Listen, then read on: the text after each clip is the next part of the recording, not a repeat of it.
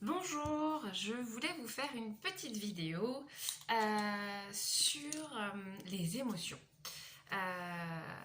On m'en a parlé durant la formation, pas plus que ça, mais on en parle quand même un petit peu dans un module. On m'en a parlé quand j'ai testé tout ce qui était kinésiologie et puis d'autres techniques. Et on m'a sorti plein de choses, on m'a présenté plein de livres, des connaissances m'en ont parlé aussi. Et, euh, et du coup, j'ai un petit peu potassé ces choses-là. Au tout début, j'ai regardé, j'ai commandé les livres, ça m'a fait très peur. Je me suis dit, mon Dieu, j'ai toutes les maladies du monde.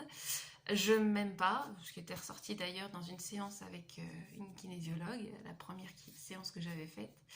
Et je me suis dit, waouh, effectivement, oui, je ne m'aime pas, mais heureusement, je ne m'aime pas. Parce que si je m'aimais trop, j'aurais pas l'envie de me changer, j'aurais pas l'envie d'évoluer.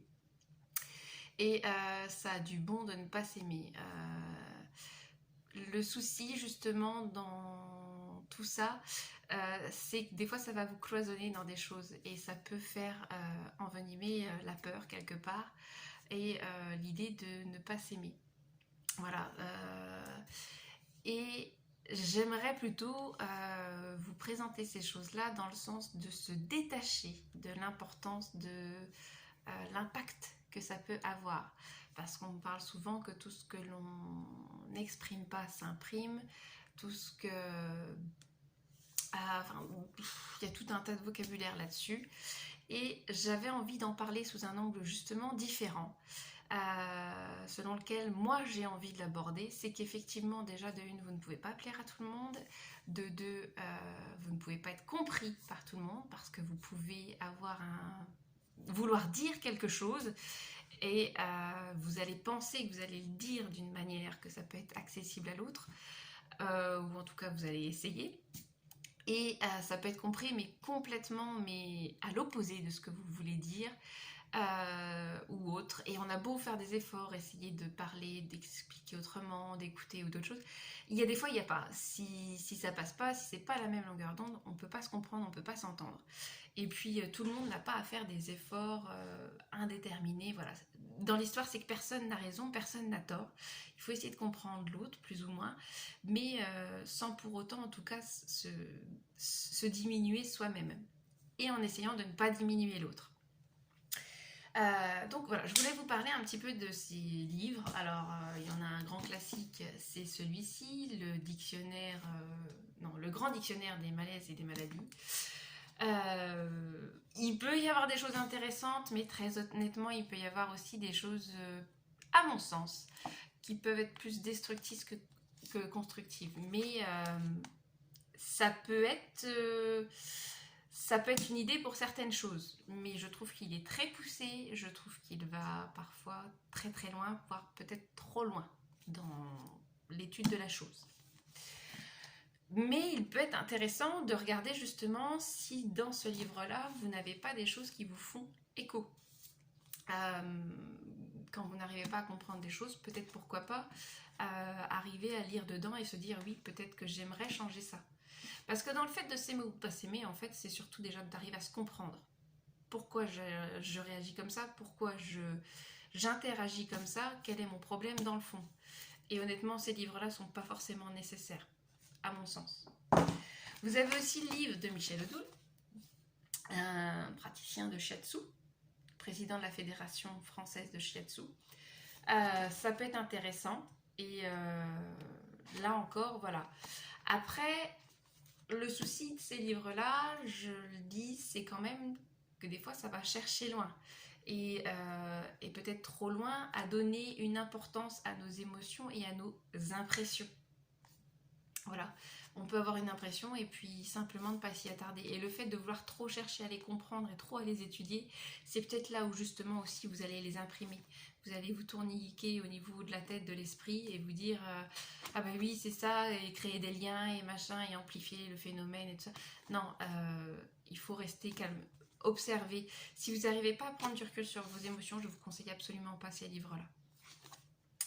Il y en a un autre qui est là, c'est de Roger Fiametti, c'est un ostéopathe. Il en a plusieurs de livres. Là, j'avoue, j'ai pas plus abordé, j'ai à peine feuilleté.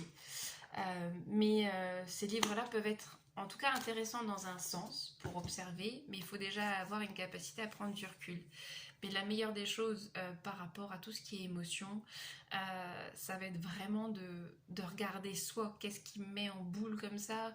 Est-ce que justement ça me provoque une boule dans le ventre? Qu'est-ce qu'il y a? C'est plutôt dans ce sens-là.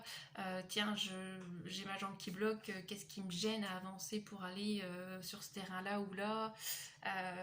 Quelle attitude j'ai et que je voudrais changer? Ou quelle sensation? Est-ce que j'ai un manque de confiance en moi pour y aller? Est-ce que si? Est-ce que ça? C'est plutôt, à mon sens, dans ce sens-là que vous devez étudier les émotions et pas dans un sens autre. Il y a d'autres choses que j'avais vues aussi en cours, par exemple les expressions qu'on peut avoir sur tout ce qui est la dentition, avoir les dents longues, manger tout ce qui me passe sous la dent. Voilà, ce genre de choses, effectivement, ça peut être des expressions populaires qui vont mener derrière vers peut-être des liens que vous allez pouvoir faire. Est-ce que effectivement quand j'ai des émotions, je mange tout ce qui me passe là? Et effectivement, est-ce que je vais être plus attirée vers le sucré, le salé ou tout ça? Et donc là, on va peut-être pouvoir faire un petit rapport sur quel organe a peut-être du mal à éliminer. Et donc quel méridien et quel type d'émotion j'ai besoin de travailler, quel type de comportement je pourrais développer, changer pour me sentir mieux assise, pour me sentir plus à l'aise et pouvoir mieux avancer derrière.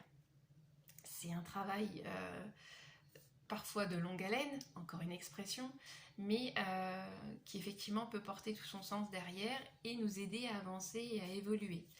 Mais à mon sens, c'est dans ce sens-là en tout cas qu'il faut prendre ces livres-là si on les utilise, et, mais vraiment avec du recul. Et si vous avez vraiment du mal à utiliser, à gérer vos émotions, ne les lisez là pas, ça peut au contraire, je pense, envenimer la situation et aggraver vos émotions.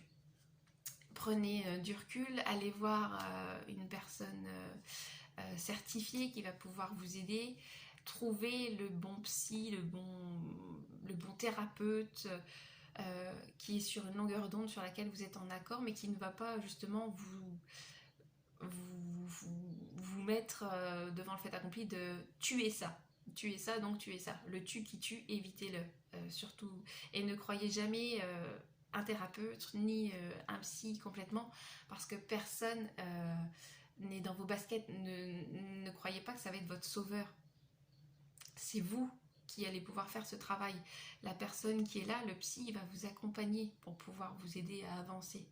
Le psy, le thérapeute, mais ce n'est pas lui qui a la vérité absolue.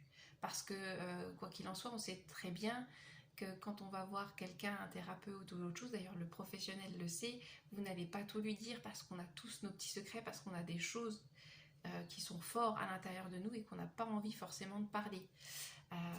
Mais il faut arriver justement sur ces zones d'ombre à l'intérieur de vous, à pouvoir vous comprendre, à pouvoir les expliquer, à pouvoir par différentes façons, peut-être par le côté physiologique de la chose, le côté mécanique aussi de la chose, de pourquoi j'ai eu tel comportement, peut-être aussi un côté hormonal, peut-être aussi un côté tout un tas de choses qui entraînent dépression ou autre chose, mais c'est important de pouvoir vous comprendre là-dessus, de pouvoir prendre du recul et voilà, de pouvoir mettre en lumière ces petites zones-là, mais qui vous sont propres à vous et qu'il est normal et naturel de ne pas vouloir en parler avec tous.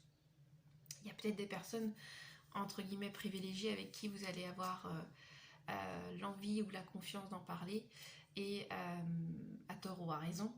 Mais voilà, il y a des choses où c'est important de les travailler en soi et à l'intérieur de soi.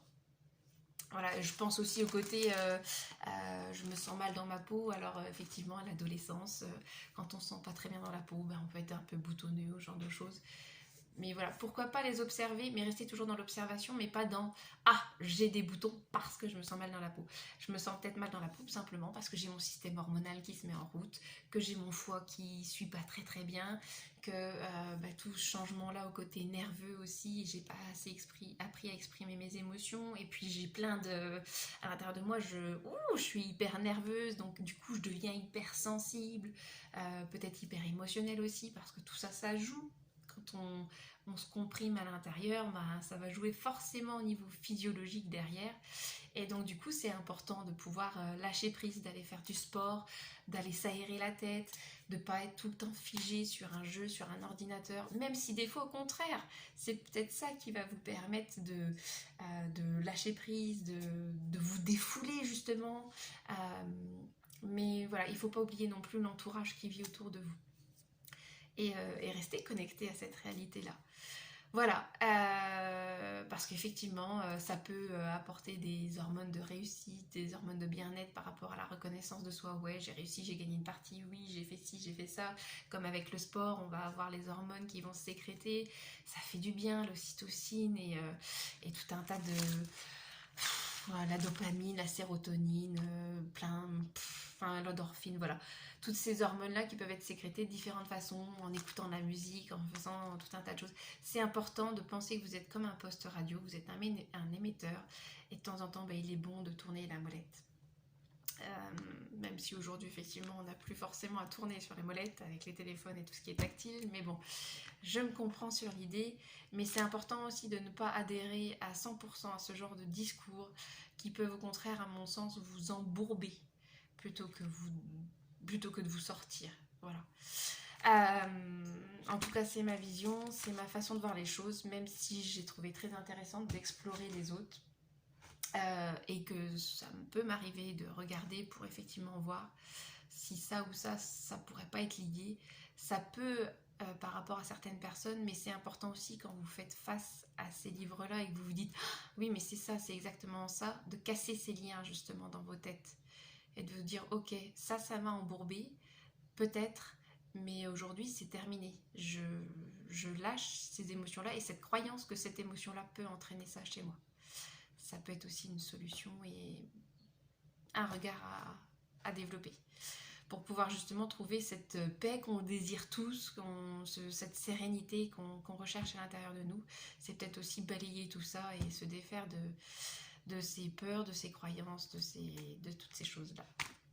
Voilà, c'était une petite précision que j'avais envie d'apporter et puis vous dire comment moi je voulais voir les choses, en tout cas à ce niveau-là.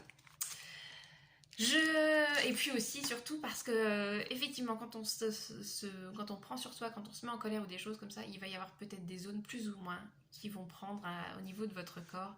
Et c'est bien de se foutre la paix des fois. Donc apprenez à vous foutre la paix et à lâcher toutes ces choses-là qui vous polluent l'esprit. Et voilà. Je vous souhaite une bonne journée. Au revoir.